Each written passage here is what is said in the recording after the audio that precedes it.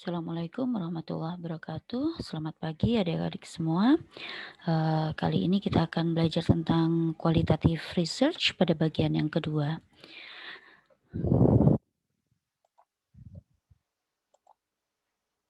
Oke. Nah, kita meneruskan dari materi yang lalu. Kita masuk pada data collection strategy. Jadi untuk mengumpulkan data pada penelitian kualitatif itu yang pertama harus harus berpedoman pada goals dari studi Anda. Di sini tujuan utama dari data collection ini adalah untuk merekod seakurat mungkin gitu ya semua yang terjadi pada penelitian baik dari setting fisik, kemudian mungkin perilaku dari partisipan, interaction antara participants, termasuk di sini yang dicatat adalah baik verbal maupun non verbal gitu ya. Jadi interaksi verbal maupun non verbal. Nah, karena tidak ada single research method gitu ya, tidak ada metode single yang bisa menangkap semua dimensi, maka pada penelitian kualitatif itu seringkali mengkombinasikan 2 atau lebih metode pengumpulan data. Apa aja pengumpulan data pada penelitian kualitatif? Yaitu ada observation atau observasi ya, pengamatan, kemudian ada in-depth interview, jadi wawancara secara mendalam, kemudian ada vokal atau focus group discussion, kemudian ada bentuk yang lain seperti diaries, dokumen, dan registries yang lain. Mari kita bahas satu persatu. Oke, kita masuk pada pengumpulan data dengan cara observasi. Observasi ini adalah mengamati gitu ya, mengamati apa yang terjadi di lapangan pada saat kita sedang mengambil data. Nah, yang perlu diperhatikan pada saat observasi tersebut, yang pertama kita harus menghormati prinsip-prinsip human subject protection. Jadi ada terkait dengan perlindungan begitu ya. Jadi misalnya tidak ada conversation atau percakapan atau gambar atau video yang direkam oleh si peneliti, oleh kita sebagai peneliti tanpa izin dari mereka yang terlibat. Jadi kalau kita mau ngambil ngambil data gitu ya, ngambil rekaman gitu, mengambil foto, maka kita harus selalu izin gitu. Misalnya nih kita mau bikin case report gitu ya, mau bikin case report salah satu bentuk kualitatif research, kita harus bertanya nih pada pasiennya, "Pak, Bu, boleh nggak kalau sakit atau luka pada kulit Ibu ini kami foto untuk kami pelajari lebih lanjut," misalnya seperti itu. Jadi kalau si pasien tidak setuju, maka ya sudah kita tidak boleh mengambil gambar atau tidak boleh merekodnya gitu ya. Nah, untuk observation ini ada beberapa type gitu ya, yang biasanya juga akan digunakan secara bersama-sama. Contohnya adalah direct observation. Jadi ini misalnya kita mengamati bagaimana sih gerak nonverbal gitu ya, gerak nonverbal dari responden. Misalnya kita bikin sebuah FGD. Nah, pada saat FGD itu kita memberikan pertanyaan terbuka pada responden, ketika responden menjawab, kita juga mengamati nonverbal language-nya gitu. Misalnya terlihat ketakutan, terlihat tidak suka dengan pertanyaan tersebut, terlihat tidak nyaman seperti itu direct observation. Nah, jangan lupa bahwa direct observation itu juga harus kemudian kita note gitu ya. Karena seringkali kalau misalnya jadi senjatanya researcher kualitatif itu ya, field notes ya, kamera, atau recorder yang bisa memvideo gitu ya, audio recorder gitu ya, kemudian notes, pensel gitu ya. Nah itu semua harus digunakan gitu. Jadi tidak ada direct observation yang kemudian terlewat gitu.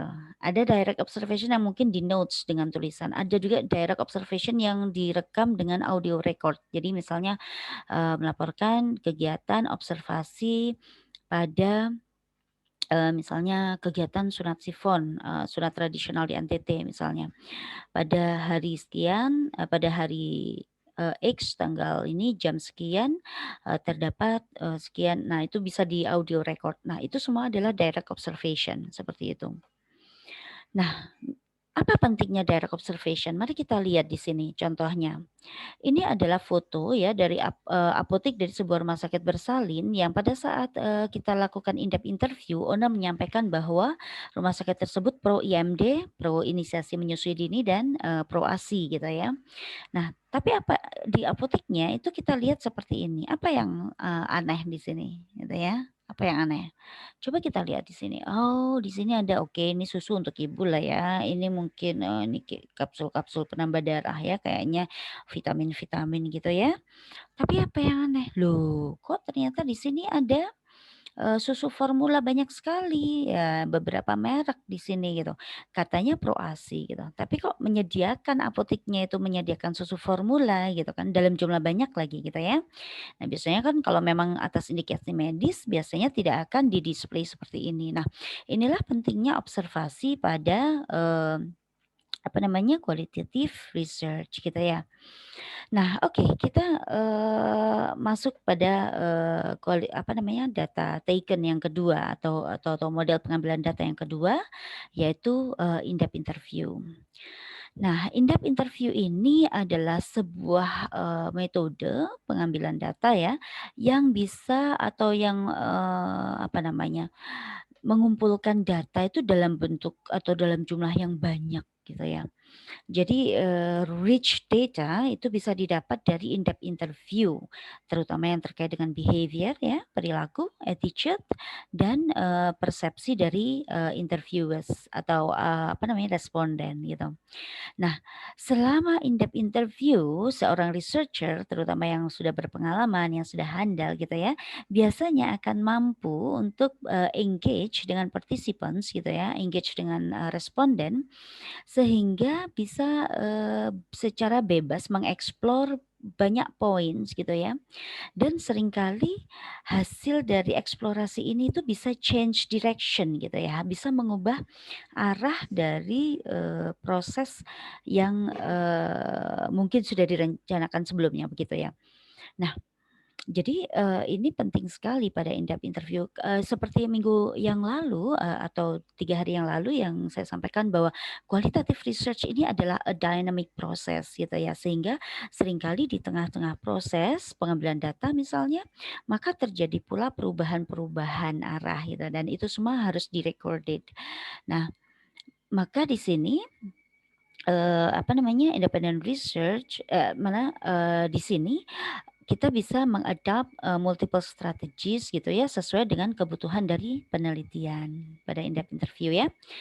Nah, di sini in-depth interview yang penting, diperlukan adalah skills gitu ya, skills and preparedness dari interviewer. Jadi, keterampilan ya, keterampilan dalam berkomunikasi, keterampilan dalam mewawancara, keterampilan dalam observing gitu ya, dari si apa namanya, si interviewer itu merupakan hal yang sangat penting sekali gitu ya.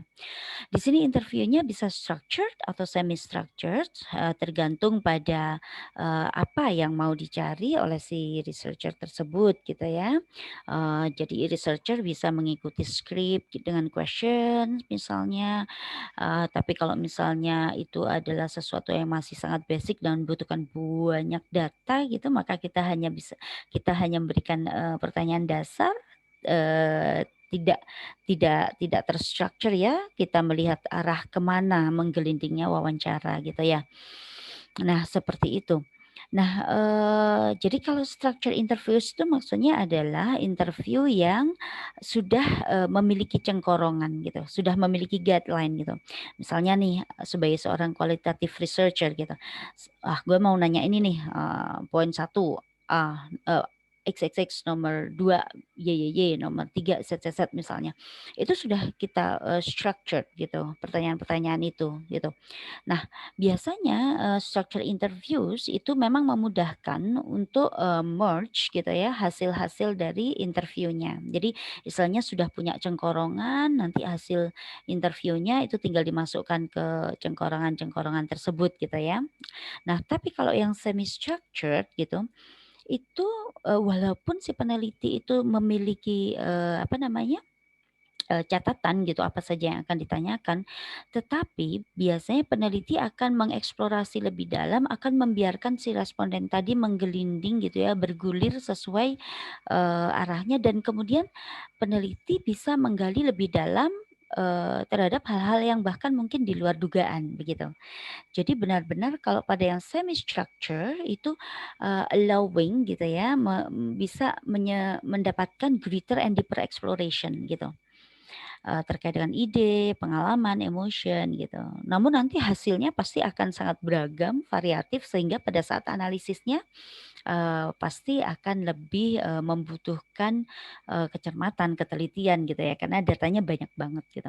Nah, in-depth interviews jangan lupa harus selalu disertai dengan research ethic gitu ya. Jadi, apa namanya,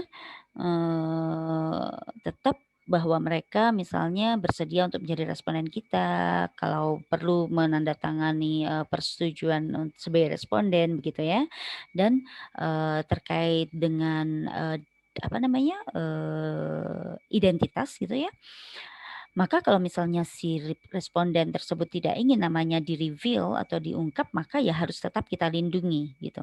Jadi, research ethic tetap harus berjalan di sana. Nah, pada in-depth interview, sekali lagi bahwa role dan contribution atau peran dan kontribusi dari interviewer atau researcher itu, sangat penting sekali. Nah, ini adalah beberapa karakteristik dari, in-depth interview. Yang pertama adalah flexible structure gitu ya. Jadi, apa namanya, in-depth interview itu walaupun tadi ada structure dan ada tidak structured gitu ya, maka, ini adalah fleksibel gitu. Jadi semisal nih si peneliti sudah menyiapkan, cengkorongan-cengkorongan atau guideline dari pertanyaan gitu. Tetapi apabila berkembang maka peneliti bisa untuk, mengikuti perkembangan arah diskusi gitu. Nah itu, apa namanya, bisa sangat dibebaskan oleh si interviewer atau si researcher tadi gitu ya, sehingga bisa mendapatkan banyak data, tetapi akan tetap masih, cover areas gitu ya, cover areas yang appropriate untuk interviewee. Jadi orang yang diinterview atau responden tadi ya tetap tetap sesuai dengan pengetahuan, si responden tadi gitu kan ya. Nah, kalau kemudian, apa karakteristik yang kedua adalah, in-depth interview itu interaktif gitu. Jadi, eee, tidak ada yang namanya satu arah gitu. Jadi in-depth interview itu adalah two way communication gitu ya. Nah, di sini kemampuan, si peneliti atau researcher, kemampuan komunikasi, si researcher itu menjadi sangat penting gitu. Ketika si researcher tadi, pandai melakukan rapport gitu ya, rapport building-nya bagus gitu, maka kemudian si responden menjadi lebih, terbuka, lebih akrab sehingga lebih mudah untuk, engage gitu ya. Sehingga, mungkin data-data atau mungkin, experience yang, terkesan sensitif itu bisa dikeluarkan gitu, bisa keluar. Nah, kalau kalau, interviewernya pinter seperti itu, bisa. Nah, however tetap semuanya itu harus, dilakukan in a positive manner ya. Jadi memang ada etikanya, tata etikanya gitu ya. Tapi yang jelas, interaksi, pada in-depth interview antara researcher dengan, responden biasanya sangat, sangat bagus gitu ya, pada researcher yang berpengalaman ya, gitu. Nah, kemudian in-depth interview itu juga, dalam gitu ya, namanya juga in-depth gitu ya, dalam. Jadi ada berbagai, teknik probing. Probing itu memancing ya, teknik untuk memancing pertanyaan gitu ya. Sehingga kalau misalnya si researcher tadi memiliki teknik probing yang bagus gitu ya, maka hasilnya akan bisa mengeksplorasi, hal yang lebih dalam gitu ya. Bisa juga diberikan penjelasan, responden bisa menjelaskan dengan sangat dalam gitu ya. Bahkan kalau perlu bisa dengan follow up questions gitu ya untuk menggali, perspektif, pemahaman dari partisipan secara lebih mendalam. Dan karakteristiknya lagi adalah generatif. Generatif itu artinya, create new knowledge gitu ya. Jadi setiap, kali kita melakukan in-depth interview, bahkan researcher itu adalah seorang pembelajar gitu ya. Jadi Sebenarnya ketika kita melakukan in-depth interview itu baik responden maupun interviewer atau researcher itu sama-sama belajar gitu. Di situ, disebut sebagai generatif gitu ya. Oke. Nah, lalu bagaimana, langkah-langkah untuk melakukan in-depth interview? Nah, ada beberapa step. Yang pertama adalah obtain the necessary information about the respondent and the context in which they operate gitu. Jadi, kita harus mampu ya untuk mencari informasi yang penting yang terkait dengan responden dan konteksnya apa gitu ya. Jadi jangan sampai kita salah untuk mewawancarai responden atau mewawancarai responden yang salah gitu ya. Jadi misalnya nih kita mau mewawancarai anak SMA gitu. Tapi, anak SMA ini, apa namanya, kan kalau anak SMA lebih mudah ditemui di sekolah gitu. Tapi kemudian pengambilan respondennya kita tidak mengambilnya di sekolah gitu, kita ngambilnya di mall gitu. Nah kan yang belum tentu yang ditemui di mall adalah anak sekolah kan gitu, bisa jadi itu adalah mahasiswa, bisa jadi itu anak, mungkin, apa namanya, tidak mendapatkan pendidikan formal misalnya seperti itu. Sehingga, apa namanya, kita harus memastikan bahwa responden kita itu benar-benar, sesuai dengan konteks atau sesuai dengan apa yang kita cari. Kemudian make a script or list of topic you want to cover gitu. Jadi walaupun itu unstructured interview, tetap kita harus bikin list of topic gitu. Kenapa? Karena ini nanti akan mempermudah untuk, kita apa namanya, membuat pertanyaan-pertanyaan gitu ya. Kemudian yang ketiga adalah schedule an interview at a time and date of the respondent choice. Jadi kita, itu, harus menyesuaikan atau menyusun jadwal interviewnya sesuai dengan kesediaan dari respondennya.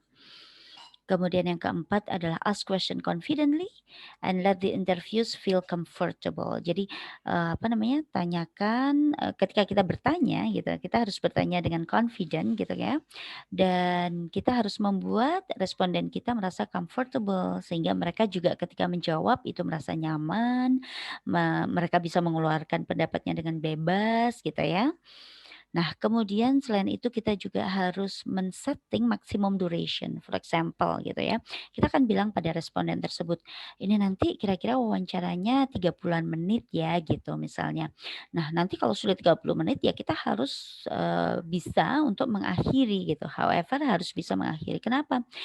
Kecuali kalau misalnya, responden juga merasa asik gitu ya, merasa asik sehingga, itu mengalir sampai 1 jam, 1 jam setengah. Tetapi kalau misalnya terlihat dari gesturnya ternyata si responden tadi sudah capek, ya sudah berarti kita harus, bisa segera mengakhiri gitu. Ada maximum duration.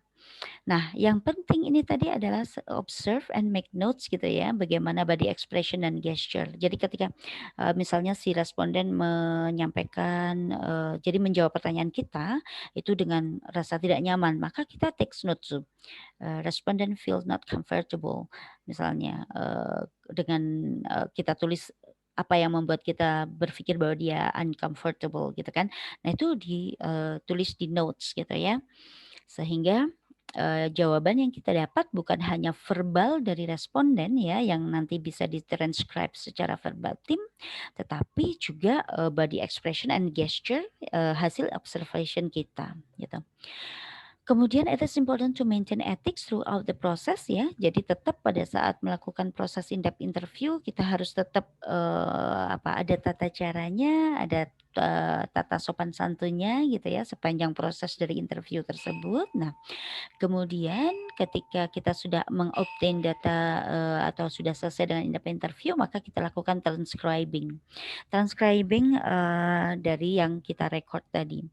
Jadi gini Dek, eee apa namanya, ketika kita melakukan in-depth interview, maka kita biasanya melakukan, recording baik secara audio maupun, visual tergantung pada tools mana yang kita punya. Nah, hasil dari, rekaman video atau rekaman, audio tadi itu kemudian kita transcribe namanya. Nanti akan ada tentang transcribe verbatim nanti saya tunjukkan di belakang, seperti itu ya. Nah, ini adalah beberapa keuntungan kita melakukan in-depth interview. Yang pertama adalah, in-depth interview itu allow the researcher and participant to have comfortable relationship, gitu ya. Jadi dengan in-depth interview itu antara researcher dan participants itu bisa memiliki hubungan yang, comfortable, yang nyaman sehingga bisa, apa namanya, generate more gitu. Jadi maksudnya bisa menggali lebih dalam gitu ya, terkait dengan sensitive topics gitu ya. Nah, tentu ini juga sekali lagi tergantung pada skill dari researcher-nya kalau atau skill dari interviewer-nya gitu. Semakin skillful maka biasanya semakin comfortable bisa, apa namanya, rabo yang terbentuk bagus maka semakin, apa, terbuka biasanya responden gitu. Nah, kemudian, researcher can ask follow up questions ya, jadi bisa, menambahkan pertanyaan-pertanyaan yang, apa, kurang jelas dari jawaban si responden, kemudian obtain additional information ya, bisa mendapatkan informasi-informasi tambahan begitu, kemudian bisa balik lagi ke question tadi, dengan pemahaman yang lebih baik, seperti itu ya. Kemudian, sampling ya, itu lebih akurat dan other data collection method. Jadi memang sampling-nya kan purposif ya, jadi kita, sudah menentukan nih siapa yang akan menjadi responden kita. Nah, dengan in-depth interview tadi udah lebih akurat gitu ya. Selain itu researcher bisa memonitor ya perubahan dalam tone ya, nada suara, pilihan kata gitu ya, sehingga bisa memahami, apa, opini atau pengalaman yang dirasakan oleh si responden tadi gitu ya. Kalau di dalam focus group discussion itu agak susah untuk menangkap, apa, verbal apa, body language yang semacam ini. Tapi kalau in-depth interview karena one on one gitu ya, satu persatu, maka kita bisa menangkap, body language dari responden kita termasuk dalam tone dan word choice-nya.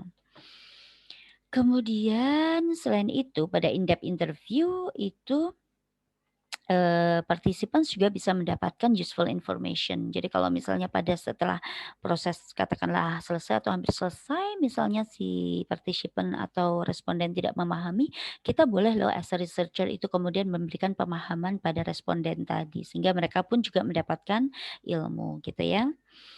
Nah, in-depth interview itu sangat, apa, menguntungkan ketika kita membutuhkan detail report ya, pada person's opinion gitu ya, person opinion dan, behavior gitu.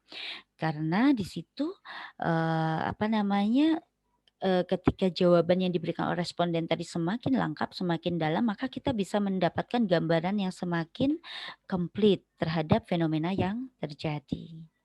Namun demikian juga ada disadvantage gitu ya, apa ya, kerugian kali ya gitu, nggak enaknya kalau in-depth interview itu time consuming deh gitu. Jadi, lama gitu ya, apa namanya, dia lama, kemudian harus di-transcribe, kemudian harus organize ya, kalau nggak organize nanti susah sekali untuk menganalisisnya gitu ya. Nah, dan kemudian juga harus di-analyze secara detail gitu. Kalau FGD biasanya lebih ke arah, big point-nya apa gitu. Tapi kalau yang in-depth interview itu biasanya on detail. Kemudian kalau interviewer-nya inexperience ya, kalau, si researcher yang inexperience gitu ya akan berpengaruh gitu. Jadi biasanya tidak akan bisa menggali dalam gitu. Terutama biasanya pada interviewer pemula ini ya. Kemudian, costly ya. Jadi dibanding dengan observation, dibanding dengan FGD, in-depth interview ini biasanya costly gitu. Kenapa? Biasanya kita harus, memberikan insentif pada si, participants gitu ya.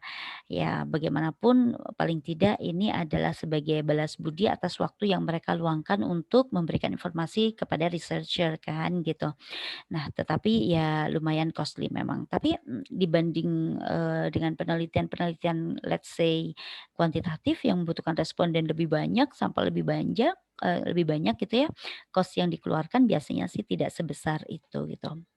Nah, kemudian untuk participants itu benar-benar atau partisipan atau responden itu harus benar-benar dipilih secara hati-hati gitu ya. Jadi kita harus milih target responden kita itu sesuai betul dengan kebutuhan dari penelitian kita. Karena kalau tidak maka akan terjadi bias gitu ya. Nanti bisa juga memperpanjang proses jadinya gitu kalau misalnya kita tidak hati-hati dalam memilih gitu kan. Udah rugi waktu gitu kan, data yang kita butuhkan ternyata hasilnya bias kan sayang gitu kan. Nah ini adalah contoh, pada saat melakukan, in-depth interview. Ini adalah kegiatan in-depth interview pada waktu itu adalah program HIV mainstreaming, jadi bagaimana memasukkan isu-isu HIV pada masyarakat awam gitu ya, di mana beliau adalah informan, kemudian ini adalah researcher, 1 sebagai interviewer dan ada, researcher 2 sebagai, note taker atau observer gitu ya. Nah, jadi di sini si note taker ini ada direkam juga gitu ya, untuk yang note taker, observer ini akan mencatat juga bagaimana dengan, non verbal maupun non verbal language dari informan. Nah, kemudian ini juga ketika, ada di NTT gitu ya, terkait dengan sunat sifon, yaitu sunat tradisional di NTT, kita melakukan in-depth interview dengan peneliti sunat sifon. Nah, kita bisa mendapatkan banyak sekali termasuk proses-proses dalam sunat sifon tersebut gitu ya. Ternyata bagaimana sih praktisnya saat ini di community, kemudian proses sunat sifon itu sendiri seperti apa, itu bisa didapatkan dari, kegiatan, apa namanya, in-depth interview ini. Oke, kita masuk pada focus group discussion sekarang. Mengambil data dengan fokus group discussion, itu biasanya terdiri dari 6 sampai 10 orang, kadang-kadang 8 gitu ya, untuk bertemu bersama-sama mendiskusikan sebuah topik gitu ya. Kemudian juga, sharing feedback, opinion, knowledge, insight gitu ya, terkait dengan topiknya. Nah, di sini participants itu, secara terbuka boleh berbagi opini gitu ya dan, free to convince, other participant. Jadi boleh loh untuk misalnya mempengaruhi participants yang lain terhadap ide-ide mereka. Jadi, eee, sebenarnya kalau kalau kalau dianalogikan FGD itu seperti kalau adik-adik PBL gitu kan. Harusnya problem based PBL itu kegiatan PBL adik-adik itu sebenarnya adalah, kesempatan untuk sharing opinions, kemudian untuk convince. Jadi kan misalnya, si A berpendapat, bla bla bla, kemudian si B menjawab, "Ah, nggak kayak gitu loh, kalau aku kok baca dari literatur tuh kayak gini," gitu.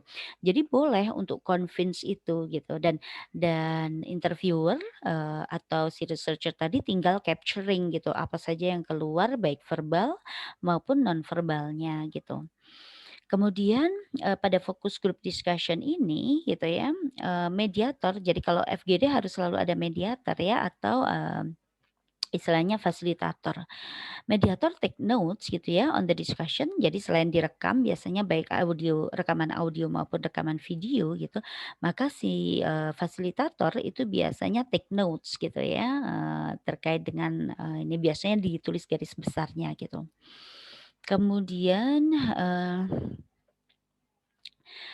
apa namanya, kalau kita, hati-hati sekali bahwa, dalam kita ber-FGD pun atau menyusun, orang-orang yang diperlukan untuk FGD, kita juga harus memilih karena bagaimanapun nanti hasilnya akan mempengaruhi hasil penelitian kita. Jadi benar-benar harus di-select gitu ya, harus dipilih dengan, hati-hati gitu. Nah ini adalah bagaimana, apa istilahnya, step atau how a focus group discussion gitu ya. Jadi yang pertama yang perlu kita lakukan adalah determine the topic and goals dari focus group-nya. Jadi FGD itu harus kita tentukan dulu nih FGD mau ngomongin apa nih gitu. Kita mau research kita mau ngapain nih, mau nyari apa, maka kita harus determine juga FGD-nya lo mau nyari apa sih gitu. Kemudian kita, setelah kita sudah memiliki topik, kemudian, kita akan mengidentifikasi potensial, participants gitu ya. Jadi kalau kita udah tahu, oh kira-kira kalau gue mau nyari ini, maka kira-kira partisipan yang cocok siapa ya? Oh, kepala dinas kesehatan katakanlah. Oh, ketua lembaga, lembaga sosial, lembaga kesehatan, lembaga lokal. Identify potential participants, ya. Setelah itu kemudian kita sebagai researcher harus prepare a guide gitu. Jadi kita harus menyiapkan tuntunan gitu ya, outline dari FGD nanti itu apa aja yang akan kita tanyakan. Setelah itu baru kemudian kita memilih lokasi di mana kita lakukan FGD tersebut. Kalau misalnya itu adalah FGD yang diadakan secara luring sebelum masa pandemik ya gitu. Tapi kalau pada masa pandemik gini FGD bisa dilakukan juga pada saat daring kayak kemarin tuh, ada sejawat dari Unpad, itu juga melakukan penelitian terkait dengan geriatri itu kita sebagai responden kita di-invite untuk, melakukan FGD secara daring gitu ya. Nah jadi, biarpun pandemi tidak, menghalangi penelitian kualitatif gitu ya. Kemudian setelah, itu kita merekrut 6 sampai 12 participants gitu ya, merekrut, sekelompok lah ya gitu. Diusahakan juga jangan terlalu banyak ya, tadi ada 6 sampai 10, rata-rata 8, ya sekitar itulah ya. Kemudian kita lakukan FGD-nya ya, bisa antara 90 sampai 120 menit gitu ya. Kadang-kadang, ya 120 menit, 2 jam, kadang-kadang nggak cukup juga sih kalau lagi asik begitu bisa sampai 2 jam setengah atau 3 jam gitu ya. Nah, kita, kalau misalnya kita sebagai researcher kurang berpengalaman, maka boleh kita mencari moderator gitu ya. Boleh kita mencari moderator, tapi kalau misalnya kita sudah cukup experience, bolehlah kita pribadi, kita sendiri yang sebagai moderator. Nah, setelah FGD-nya selesai, baru kita, menganalisis hasil dari FGD tadi gitu ya, biasanya juga di-transcribe juga gitu ya. Setelah itu baru kita lakukan, written atau oral report gitu ya. Ada beberapa contoh di bawah nanti. Nah, oke, apa best practice untuk, focus group, research ini atau focus group discussion ini? Jadi yang pertama kita harus punya clear plan gitu ya, punya rencana yang jelas untuk, focus group members-nya gitu ya. Kenapa? Karena itu penting sekali, dan penting juga untuk menjelaskan apa sih tujuan kita gitu ya kepada, participants gitu.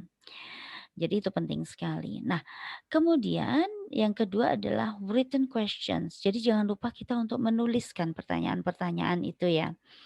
Start the discussion dengan most crucial issues. Jadi, buka diskusi itu dengan isu yang paling krusial dulu deh gitu. Kenapa? Ya karena itu intinya gitu kan, inti dari penelitian kita gitu dan, untuk hal-hal yang kurang penting taruhlah di belakang gitu. Kemudian, berikan open ended questions. Kenapa? Karena open ended questions itu akan memberikan jawaban yang sangat variatif gitu ya, dan itulah memang tujuan kualitatif gitu ya. Berikan open ended question sehingga juga akan meningkatkan effectiveness dari, research kita, effectiveness dari FGD kita. Kemudian, tadi ya schedule time, place, duration dari discussion gitu ya, dan pastikan bahwa members tahu gitu, jangan sampai ada members yang nggak tahu, "Oh jadwalnya FGD ternyata kemarin udah gue miss," gitu kan. Jangan sampai kayak gitu ya. Jadi pastikan, kita menginformasikan kepada responden kapan dan di mana kita melakukan FGD. Offline FGD ya, kalau pada kegiatan offline make sure venue-nya ya, jadi tempatnya itu comfortable. Jadi meeting room-nya comfortable, tidak terlalu panas, tidak terlalu dingin, ada food mungkin, ada snack, ada bathroom gitu ya yang bersih gitu, sehingga membuat, peserta FGD kita itu nyaman gitulah ya. Kemudian kalau misalnya online ya, biasanya lewat entah Zoom, entah Google Meet gitu-gitu ya, atau, platform yang lain ya yang sejenis gitu. Jangan lupa untuk selalu memberikan reminder kepada peserta FGD kita kapan akan dilakukan, FGD-nya gitu ya. Kemudian selain itu bisa juga kita pada saat melakukan FGD gitu, misalnya ini pada saat luring ya, biasanya create informational brochure gitu ya, dengan welcome note, meeting agenda, overall rules gitu ya. Jadi, kalau dulu sih kita bikin vibrant discussion itu ya, diskusi yang hidup itu biasanya pas awal ada introduction, ada ice breaking, ada perkenalan, kemudian ada, komitmen atau rules gitu ya selama FGD gimana, kemudian agendanya bagaimana, kita selalu bikin seperti itu. Nah, ini adalah main pillars dari focus group ya. Jadi ada 2 yang penting, ada partisipan dan ada moderator gitu. Nah, yang paling penting dari partisipan adalah pada proses selection-nya gitu. Jadi benar-benar harus dipilih partisipan yang sesuai dengan apa yang kita butuhkan gitu. Jadi mereka mengetahui ya, atau memiliki pengalaman yang kita butuhkan, sesuai tujuan penelitian kita gitu. Nah, kemudian untuk moderator gitu, yang penting adalah seorang moderator itu harus confidence gitu ya. Confidence, percaya diri di dalam memimpin grup, dalam memimpin kegiatan grup, juga confidence dalam memberikan pertanyaan gitu ya. Dan sebisa mungkin sih, si moderator tadi adalah juga, part of the research gitu ya. Jadi sebisa mungkin, kenapa? Supaya bisa memahami betul apa sih sebenarnya yang mau dicari gitu. Nah, sebagai researcher Anda juga bisa gitu ya sebagai moderator gitu, as long as you remain objektif. Nah, ini agak susah, tapi untuk menurunkan objektivitas gitu ya, kita bisa melakukan beberapa, cara gitu ya, beberapa cara misalnya mungkin dengan, mengambil 2 atau 3 orang partner gitu ya. Jadi nanti kita bisa, saling sharing gitu ya, saling sharing dari, hasil dari FGD-nya gitu. Kok menurut pendapat saya kayak gini gini gini ya, misal, "Oh ndak seperti itu, kalau dari saya seperti ini," gitu. Jadi nanti bisa, dapat diraih objektivitas dari, hasil dari FGD gitu ya. Nah, oke, ini tadi masih tetap step ya, nah ini untuk moderator ya, untuk moderator itu yang paling penting adalah moderator itu memastikan bahwa semua anggota dalam FGD itu berpartisipasi secara rata atau secara seimbang, bukan ya secara seimbang gitu.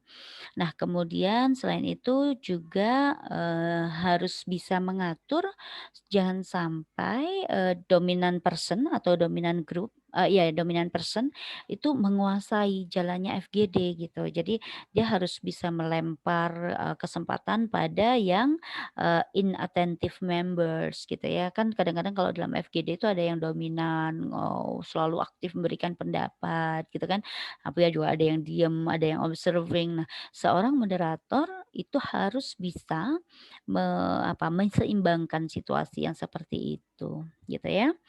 Kemudian juga, moderator yang baik, itu juga berfungsi sebagai, decision gitu ya, executive decision to end or continue a discussion gitu ya. Jadi dia harus bisa tuh, execute gitu ya. Kalau misalnya terlalu berkembang kemana mana dia harus bisa mengembalikan ke jalur, kalau misalnya terlalu panas dia harus bisa meredamkan gitu ya, atau kalau terlalu dingin dia harus mampu heating gitu ya, Eee, me mengaktifkan. Nah, itu tidak gampang jadi moderator ya, atau fasilitator. Nah, oke, selain itu yang lain tadi sudah ya, di atas. Nah, ini contoh focus group discussion. Ini adalah focus group discussion yang terkait dengan mainstreaming HIV waktu itu di, Kabupaten Timur Tengah Utara di Keva Menanu. Ini dengan kelompok mama-mama gitu ya.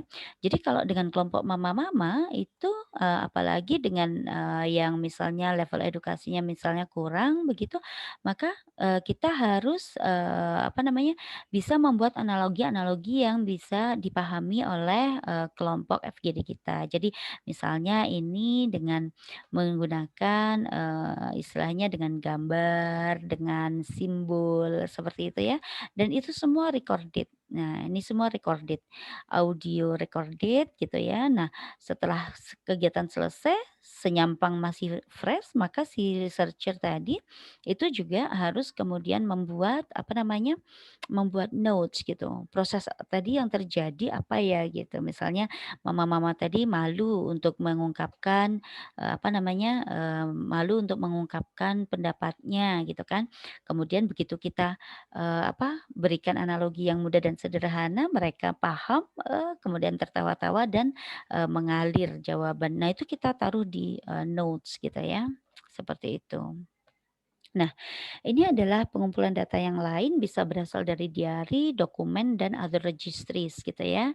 Contohnya correspondence log, expense report, dari kalender, kemudian record information about daily activities, telepon message, WA message gitu ya, pictures, drawing, dan lain sebagainya. Banyak sekali gitu. Ini contohnya ada correspondence logs. Jadi ketika kita melakukan kegiatan ini, maka kita melakukan tuh Monday itu kita kemana aja sih gitu. Oh, kita di, apa, sekretariat KPA di Kupang, kemudian kita FGD dengan key population, kemudian siapa aja yang diinterview, ada KPA program officer, ada representative of sex worker, katakanlah representatif dari IDU, KPA, gitu-gitu ya. Kemudian ada, kemudian setelah itu jadi hari Senin itu ada 3 agenda gitu ya, kemudian ke salah satu LSM lokal untuk melakukan in-depth interview, kemudian ke private home dari apa namanya, tokoh agama. Nah, itu kita lakukan lock, jadi supaya tidak sampai missing. Nah, tadi sudah kita, lihat beberapa cara untuk melakukan, pengumpulan data kualitatif. Nah, sekarang kalau sudah mengumpulkan data tadi gitu, apa yang akan kita lakukan? Nah, masuklah kita pada proses analisis ya, kualitatif data analisis. Oke, ini mengingatkan sedikit bahwa kemarin kita sudah belajar tentang ada naratif, ada pendekatan fenomenologi, pendekatan grounded theory, pendekatan etnografi, dan case study. Nah, ini, dibaca kembali ya, fokusnya apa saja, data collection-nya biasanya kalau naratif bisa berupa primary interview dan dokumen, kalau fenomenologi biasanya long interview with up to 10 people gitu ya, long interview atau, in-depth interview gitu ya. Tapi kalau grounded theory itu biasanya interview bisa atau FGD bisa gitu ya. Sampai terjadi saturate, data saturate itu data jenuh gitu ya, sampai tidak ada lagi, new ideas gitu ya, sampai tidak ada lagi new ideas. Itu berarti data sudah mengalami saturasi. Kemudian, kalau etnografi biasanya adalah, observasi, interview, additional artifact gitu ya, dan panjang durasinya karena si researcher harus tinggal di wilayah tersebut gitu kan. Kalau, case study data collection-nya, itu bisa dari multiple, sources juga ya, bisa dari dokumen, kemudian interview, observasi gitu ya, atau physical artifact gitu. Nah, kemudian untuk data analisis contohnya adalah ini, nanti beberapa kita, jelaskan di bawah. Naratif formnya atau penulisannya gitu ya, bisa detail picture, description, teori, kalau grounded teori berarti akan, keluar atau muncul theoretical model, seperti itu gitu ya. Nah, once we collect the data, how will we analyze this gitu ya. Overall prosesnya itu berasal dari sini. Jadi begitu kita mengumpulkan data ya, tadi yang kita sudah diskusikan, bisa dari text file, bisa field notes, transcription gitu ya, atau scan materials atau another data gitu. Maka kita harus prepare data untuk analisis. Entah itu misalnya mentranskrip hasil in-depth interview, mentranskrip hasil FGD gitu ya. Setelah itu, setelah semua sudah ditranscribe, jadi transcribe itu maksudnya dituliskan kembali hasil diskusinya gitu ya, written gitu ya. Nah, nanti di bawah, ada terlihat verbatim ya ini. Nah, setelah itu si researcher harus kembali membaca data yang dia dapatkan tadi gitu ya. Dia harus baca lagi secara zuru gitu ya, secara secara teliti gitu ya. Kemudian kalau sudah dibaca kembali, nah maka mungkin, bukan mungkin tapi bisa, kalau apa namanya, si researcher tadi bisa mulai coding data. Apakah harus sampai selesai dulu collecting data kemudian baru coding? Ah, tidak. Jadi misalnya masih tengah-tengah, tapi ini sudah ditranscribe, pengambilan data masih yang lain masih berlangsung, tapi ini sudah ditranscribe, ini sudah mulai bisa, dilakukan coding gitu. Nanti tinggal ditambahkan yang belum. Jadi sangat dynamic sekali gitu. Kemudian, kalau dari code tadi, apa namanya, untuk description maka, bisa digunakan description ya, kalau misalnya fenomenologi itu kan ada yang, hanya berupa description, ada yang interpretif ya gitu. Jadi ini juga demikian. Nah, seperti itu. Ini contoh misalnya ini adalah yang kemarin, penelitian 2018 yang dilakukan di Malang waktu itu.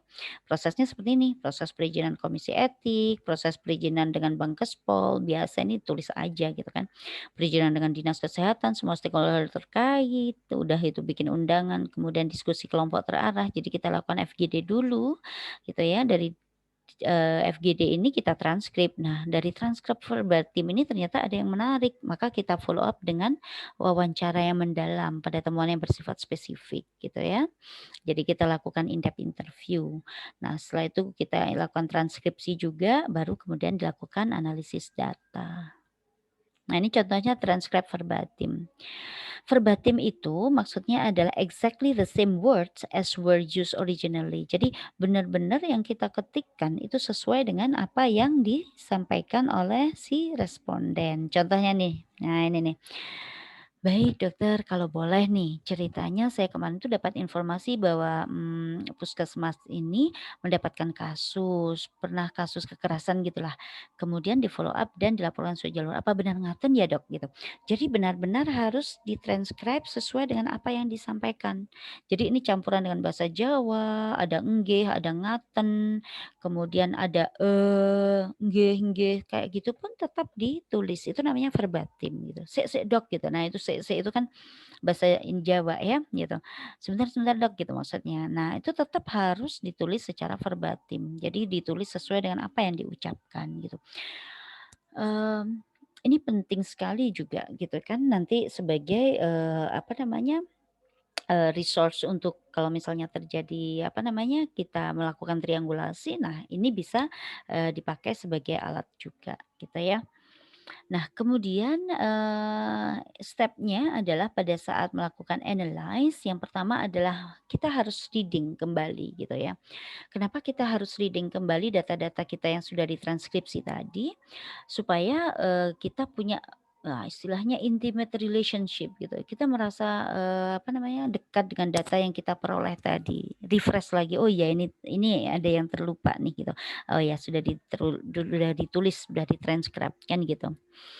Nah, as we have emphasized, the researcher does not wait for all the data to be collected. Jadi nggak nunggu semua data untuk di-collected dulu gitu, tapi bisa, dilakukan secara gradual, bisa dicicil gitu ya. Jadi, apa namanya, tidak menunggu semua data dikumpulkan dulu baru ini enggak, tapi bisa dicicil. Nah, reading for content itu, tujuannya adalah, apakah benar kita sebagai researcher itu sudah, memahami kontennya gitu kan. Sudah memahami kontennya, apakah, ada data yang masih perlu digali atau dieksplorasi lagi gitu ya, gitu. Kemudian selain itu dengan kita membaca maka kita bisa, noting quality gitu. Jadi memperhatikan apakah kualitas dari data yang kita dapat itu, kira-kira baik apa enggak gitu ya. Jadi misalnya sudah detail belum ya? Oh ternyata kurang detail. Kayak ini tadi saya membaca kembali, report pada waktu melakukan assessment, pada waktu melakukan FGD dan, in-depth interview, ternyata saya kurang detail dalam menyusun laporan gitu. Ternyata di situ miss-nya adalah, hanya dilaporkan dengan, apa namanya, kurang kurang sasarannya siapa, misalnya kurang lokasinya dilakukan di mana, itu, masih ada yang kurang detail gitu. Jadi tidak, apa namanya, log yang tadi ditunjukkan itu ternyata tidak dimasukkan di dalam report. Nah, seperti itu. Jadi, membaca kembali data itu bisa noting quality gitu ya. Kemudian kita juga bisa, melihat juga apakah, notes yang kita bikin gitu ya terkait dengan, non-verbal observation gitu, itu kita tulis segera mungkin atau tidak, kayak kayak gitu ya. Jadi kita bisa lihat gitu, oh kalau misalnya ada jeda antara observation dengan notes-nya gitu, berarti kan ada chance untuk terjadinya hilang memori gitu. Nah, mungkin ada bagian-bagian yang hilang di sana. Selain itu, dengan reading data kembali, maka kita bisa identifying patterns gitu. Jadi kita baca, kemudian di dalam ketika kita membaca kembali, maka mulai tergambar ada patterns nih. Oh iya, jawaban ini kayaknya mengarah ke sini ya. Misalnya, oh ketakutan terhadap apabila terkena HIV misalnya seperti itu. Oh ketakutan karena ancaman kekerasan yang datang, misalnya seperti itu. Jadi dengan membaca data, kita bisa membaca patterns yang muncul dari, data yang sudah kita punya gitu ya. Oke. Nah setelah kita membaca ya, sudah mulai muncul ada pattern, maka mulailah kita melakukan coding ya. Coding, identifying the emerging themes gitu ya. Nah, ketika kita coding ada 2 cara, ada structural codes dan ada emergent codes gitu. Structural codes ini adalah ketika kita tadi ya, researcher itu create earlier code. Jadi kita sudah punya nih.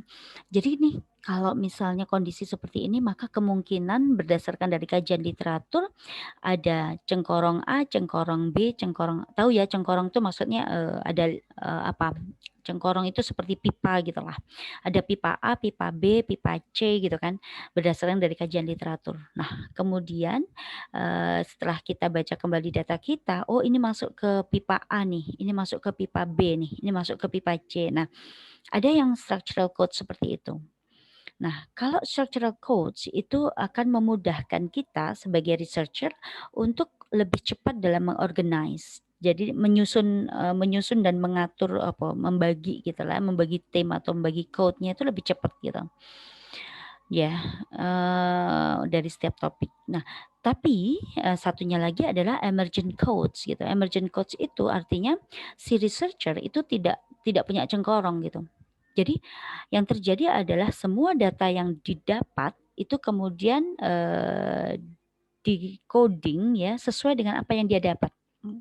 Gitu. Jadi hasilnya itu biasanya, sangat-sangat beragam, sangat variatif gitu ya, wide gitu, complicated, tapi kaya gitu. Kaya dalam data, kaya dalam makna gitu ya. Seperti itu pada emergent codes gitu. Nah, there are no clear guidelines on how finally to code the data. Jadi memang tidak ada, guideline yang jelas gitu ya bagaimana, kita mengcoding data ini gitu. Jadi sesuai betul, dengan yang dibutuhkan gitu. Bisa rough, bisa very fine gitu ya, bisa sangat kasar atau ini. Nah, ini adalah contoh emergent codes. Jadi pada penelitian yang, kami lakukan di tahun 2018 yang lalu gitu, ini, jadi dari data semua ya, ini dari data in-depth interview gitu, itu semua ditranscribe, kemudian setelah itu ketika kita baca ulang sudah mulai muncul ada theme gitu ya, ada kategori, ada subkategori gitu gampangannya. Oh jadi misalnya ketika kita tanya, ada banyak kasus berapa sih gitu, oh ada beberapa kasus seperti ini.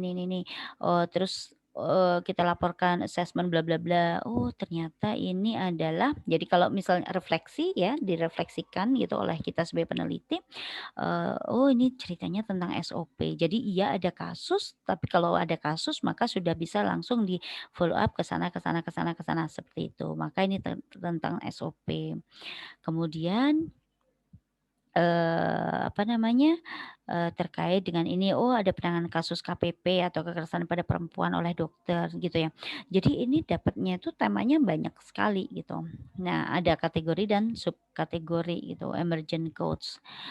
Mmm, seperti itu. itu contohnya yang emergent codes gitu ya. Nah, ini juga adalah, contoh dari, coding gitu ya, theme gitu ya. Jadi ini adalah contoh dari theme juga, dari hasil, assessment yang FGD dan in-depth interview gitu ya. Spesifik atau question topik ini adalah contoh yang, tadi kalau yang ini adalah emergent, codes, maka yang satunya ini adalah structural codes gitu ya. Ini adalah structural codes. Jadi ada specific question atau topik gitu ya, terkait explore gender dynamics gitu kan, menggali dinamika gender. Nah, yang keluar itu adalah ini, woman position pada sifon praktis itu gender bias, perempuan bujang yang melayani sifon, dan lain sebagainya, konsep perempuan sebagai tempat buang penyakit, kayak gitu. Kepemilikan anak perempuan oleh orang tua, tradisional Hasena praktis gitu ya. Ini cengkorongnya, ini respons yang muncul dan dimasukkan dalam cengkorong atau pipa, gender dynamics kayak gitu ya. Ini yang, structured ya, gitu. Oke. Nah, common pitfalls ya, maksudnya common pitfalls-nya adalah seringkali, kesalahan bukan kesalahan sebenarnya, tetapi lebih ke arah, kelemahan ya. Kelemahannya adalah kadang-kadang kalau kita meng-coding terlalu banyak gitu ya, too many distinction gitu ya, akhirnya itu, konsepnya jadi hilang gitu. Jadi kalau coding-nya terlalu banyak sekali, perbedaan kecil langsung dibedakan gitu ya, maka, kita akan kehilangan konsepnya gitu, unifying konsep atau konsep besarnya gitu, itu menjadi hilang gitu. Dan pitfalls berikutnya adalah, kita bisa jadi juga forcing new finding gitu ya. Jadi bisa-bisa kita itu rodok makso lah istilahnya. Makso bagaimana finding ini dimasukkan dalam existing codes gitu kan, jadi jadinya akhirnya, ya sudah gitu, walaupun kurang pas tapi dipas-paskan. Nah, jadinya tidak terlalu bagus juga kalau seperti itu. Itu adalah pitfalls dari, peng-coding-an gitu ya. Nah, terkait dengan, coding tadi gitu ya, ada yang kalau misalnya researcher-nya tunggal, maka yang melakukan coding adalah si researcher utama gitu. Tapi kalau misalnya itu adalah sebuah team based coding gitu ya, jadi ada misalnya 3 atau 4 orang yang melakukan coding, maka, biasanya disepakati coding besarnya apa gitu, apa namanya, tema besarnya apa gitu ya, kemudian atau kategorinya apa aja, subkategorinya apa aja, nanti mana yang masuk ke sana. Nah, kan pasti ada disagree ya, ada perbedaan antara misalnya 2 atau 3 atau 4 researcher, maka, agreement atau disagreement tadi itu dimasukkan, atau dihitung intercoder reliability. Nah, intercoder reliability ini dihitung dengan statistik tentunya, itu nanti akan lebih, lebih advance lagi gitu ya. Nah, adik-adik tidak perlu khawatir gitu bahwa kualitatif research saat ini pun juga ada computer software. Kalau kuantitatif kemarin kita mungkin kenal ada SPSS, ada Stata, ada apalagi itu, banyak ya gitu, ada tab, mini tab ya kalau dulu itu. Nah, tapi kalau yang kualitatif itu kita juga memiliki, computer software juga loh gitu. Ada Atlas, ada Maxda, ada NVivo, nah ini yang, cukup tenar nih NVivo gitu ya. Ada KDA Miner, ada DDoS gitu ya. Ini semua adalah, computer software ya untuk data, kualitatif. Nah, ini advance juga, nanti kalau misalnya tertarik lebih lanjut kita akan belajar juga, boleh. Nah, kemudian, analyzing data yang ketiga berikutnya adalah displaying data. Jadi displaying data itu adalah, untuk membedakan nuance atau membedakan topik-topiknya gitu ya. Displaying data means laying out or taking an inventory. Jadi sudah mulai menunjukkan nih poin-poinnya apa saja yang tercapture gitu ya, variasinya bagaimana, perbedaannya bagaimana, itu adalah, fungsi atau proses displaying data. First step dari displaying data itu adalah identify the principal subthemes. Jadi kita harus bisa mulai membedakan tema-temanya, tema atau kategori utama, kemudian subthemesnya apa, kayak kayak gitu dari data-data yang kita miliki. Setelah kita sudah, melakukan pengkategorian ya, setelah pengkategorian tadi, maka kita, kemudian melakukan data reduction. Kenapa kita melakukan data reduction? Itu adalah untuk mendapatkan the big picture dari research kita. Jadi data reduction ini adalah proses pemurnian gitu ya, proses pemurnian information gitu ya, sehingga, konsepnya kemudian akan mulai nampak. Ya, dan hubungan antar variabel, hubungan antar komponen di dalam hasil penelitian kita itu sudah mulai nampak. Itu pada proses data reduction, gitu ya. Kemudian, tujuannya adalah ini, to get an overall sense of the data and distinguish central and secondary themes, separating the essential from non-essential. Jadi tujuannya itu tadi, untuk, bisa membedakan gitu data-data kita mana yang data utama, mana data sekunder gitu ya, data yang penting dan data yang tidak begitu penting, seperti itu. Nah, selain itu juga untuk mendapatkan wider perspektif gitu ya, untuk mendapatkan perspektif yang lebih luas tentang data kita gitu ya. Nah, dalam proses penyajian datanya boleh, dengan menggunakan visual devices kayak matriks, diagram, taksonomi gitu ya. Kayak ini kan matriks ya namanya, ini matriks. Ini adalah penelitian yang kemarin pada, apa namanya, tentang kekerasan pada perempuan gitu ya. Ini adalah persepsi dan, pengalaman dari penyedia layanan kesehatan gitu ya. Ternyata, dari 5 responden yang diwawancarai itu, ada yang persepsinya sudah bagus, persepsi terhadap kekerasan pada perempuan. Kemudian dia mampu untuk mengenali, kasus-kasus kekerasan pada perempuan, tapi dia nggak tahu, prosedurnya atau manajemennya, terus diapain nih kasusnya, dia nggak tahu. Ada juga yang persepsinya sudah benar, tapi masih ragu-ragu gitu ya, dia mampu untuk mengenali kasus-kasus kekerasan pada perempuan, tapi tidak mengetahui bagaimana prosedur berikutnya gitu. Jadi, apa namanya, dia sudah bisa tahu sebenarnya tapi masih ragu-ragu gitu. Nah, ada lagi yang mispersepsi gitu. Jadi persepsinya terhadap kekerasan pada perempuan itu, masih kurang tepat gitu. Selain itu dia juga tidak mampu mengenali kasus kekerasan pada perempuan sehingga dia tidak tahu kasus ini mau diapain nih gitu.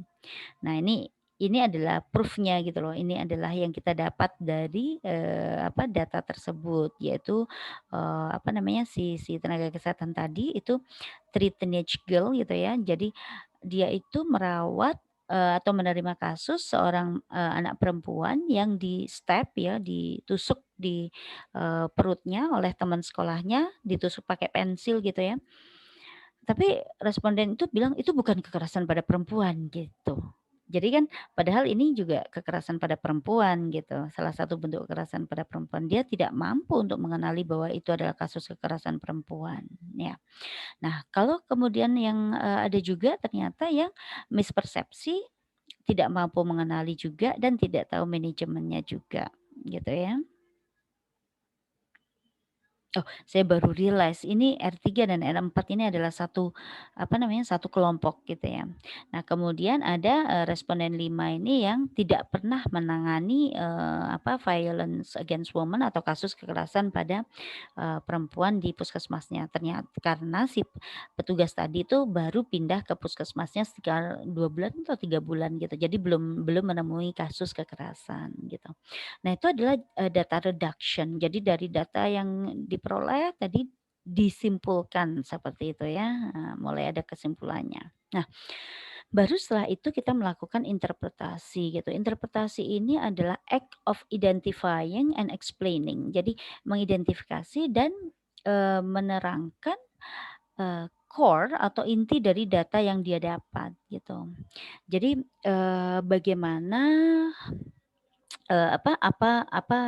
essential meaning gitu ya, apa yang penting dari kualitatif data yang dia dapat, kemudian yang penting di sini juga bagaimana memastikan bahwa interpretasi tersebut dapat dipercaya gitu ya, dan kemudian, how to interpret data in a study gitu ya, yang, bisa digunakan baik, kualitatif maupun kuantitatif metode pada interpretasi ini. Jadi intinya interpretasi itu adalah setelah kita, lakukan, apa tadi, proses yang 1 sampai 4 tadi gitu. Nah, kemudian kita bisa mulai menyimpulkan, menyusun teori kalau misalnya itu grounded teori ya, kemudian kita menyajikan teori baru kayak kayak gitu. Atau kalau tidak kita bisa describe kan, kalau deskriptif fenomenologi kan kita describe ya, kita menunjukkan gitu. Jadi contohnya seperti ini nih, ini karena, penelitian itu kami yang lalu adalah, tentang fenomenologi gitu. Jadi ini adalah yang bisa ditangkap dari hasil in-depth, FGD yang dilanjutkan dengan in-depth interview gitu. Jadi rupanya kalau, di populasi itu ada kasus kekerasan, pada perempuan, maka pasien atau korban itu bisa ke primary healthcare, bisa ke puskesmas gitu. Bisa juga langsung lapor ke Kementerian atau Dinas Pemberdayaan dan Perlindungan Anak ya, Pemberdayaan Perempuan dan Perlindungan Anak, bisa juga langsung lapor polisi, bisa juga langsung mencari bantuan ke Women Crisis Center gitu ya. Kebetulan, saat ini saya, tergabung dalam, relawan Women Crisis Center di Malang gitu. Nah itu kasusnya bisa langsung daftar di sini. Nah ternyata dari kalau misalnya mereka ke puskesmas gitu, kalau dia diterima oleh tenaga kesehatan yang tidak mengenali bahwa itu adalah kasus kekerasan, maka ya sudah, kasusnya unrecognized, paling cuma diobatin, dikasih obat, selesai. Sehingga kemudian kekerasan kekerasan itu menjadi neglected. Nah, kemudian, bisa juga, kalau ternyata kemudian si petugas mengenali kasusnya, ternyata, ada apa namanya, bisa jadi pasien tidak mau di-refer, dirujuk. Ya udah, kalau nggak mau dirujuk biasanya ya neglected. Tapi kalau, bisa juga petugasnya mengenali tapi nggak tahu nih harus bagaimana, ya akhirnya neglected juga gitu. Nah, tapi kalau petugasnya mengenal ya, wah ini kasus kekerasan pada perempuan nih dan dia setuju untuk di-refer, maka kemudian dia bisa refer ke ini, Dinas Pemberdayaan Perempuan dan Perlindungan Anak gitu ya. Bisa juga ke polisi gitu kan. Kemudian, dari sini bisa dilakukan mediasi mungkin, bisa dilakukan, legal settlement gitu ya. Jadi, pathway-nya itu, yang ini adalah referral pathway yang biru, kemudian yang hijau ini adalah case settlement. Jadi misalnya agree to be referred, di-refer ke dinas, pemberdayaan perempuan, kemudian dilakukan mediasi, ya udah selesai di situ. Tapi kalau kemudian di sini saya setuju laporin deh ke polisi, di-refer ke polisi, dari polisi kemudian, di-settle gitu ya, dengan misalnya dengan divisum atau segala macam, masuk ke peradilan dan lain sebagainya, terjadilah legal settlement gitu ya. Jadi ini, yang didapat dari hasil, in-depth interview FGD dan in-depth interview yang terkait dengan penanganan kekerasan pada perempuan, di primary healthcare atau di layanan primer gitu ya, di Kota Malang, seperti itu. Nah, kira-kira seperti itu, pertemuan kita yang kedua. Mungkin sebenarnya ada juga, how to write, qualitative report sebenarnya ya, tapi mungkin kita bisa pelajari nanti ketika, pada kesempatan yang lain. Ini adalah references yang digunakan untuk menyusun, kuliah ini. Oke, baik, kita akhiri sampai di sini kuliah kita hari ini. Kalau adik-adik ada pertanyaan silahkan, dituliskan di Google Class atau bisa juga menghubungi, atau bisa juga dituliskan di komentar di, bagian di YouTube ini gitu. Terima kasih atas perhatiannya. Wassalamualaikum warahmatullahi wabarakatuh.